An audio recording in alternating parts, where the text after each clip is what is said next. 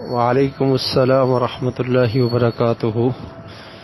یہ بھائی کا سوال ہے کہ بعض لوگ جب اقامت ہوتی ہے اور مؤذن یا اقامت کہنے والا شخص قد قامت الصلاۃ بولتا ہے تو اس وقت نماز کے لیے کھڑے ہوتے ہیں، اس سے پہلے نہیں کھڑے ہوتے، تو اس میں صحیح مسئلہ کیا ہے؟ اس میں علماء کے مختلف اقوال ہیں۔ کچھ نے یہ کہا کہ اقامت کے شروع میں ہی کھڑے ہو جانا چاہیے، اور امام ابو حنیفہ رحمۃ اللہ علیہ کا قول ہے کہ جو حی علی الصلاۃ کہا جائے اس وقت کھڑے ہوں، اور امام مالک رحمۃ اللہ علیہ فرماتے ہیں کہ شروع میں کھڑے ہو جائیں، درمیان میں کھڑے ہو جائیں، آخر میں کھڑے ہو جائیں، سب برابر ہے، کوئی فرق نہیں ہے۔ تو اس میں صحیح بات یہ ہے کہ اس وقت کی تعیین احادیث میں مذکور نہیں ہے کہ کس وقت کھڑے ہونا ہے۔ اس میں یہ وسعت والا معاملہ ہے، شروع میں، اقامت کے درمیان میں، اقامت ختم ہونے پر کسی وقت بھی نماز کے لیے کھڑے ہوا جا سکتا ہے۔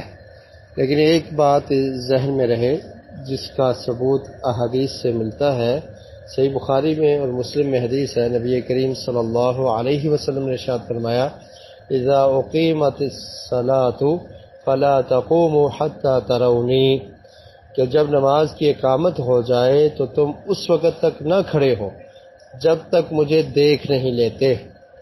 تو اگر امام ابھی آیا نہیں، اقامت ہو چکی ہے، تو مقتدی بیٹھے رہیں گے، جب امام کو دیکھیں گے تو پھر کھڑے ہوں گے۔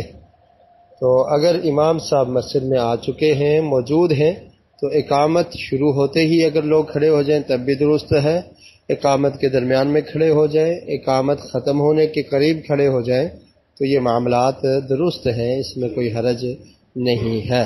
لیکن امام کے آنے سے پہلے، امام کو دیکھنے سے پہلے کھڑے رہنا یہ درست نہیں ہے، بلکہ بیٹھے رہنا چاہیے۔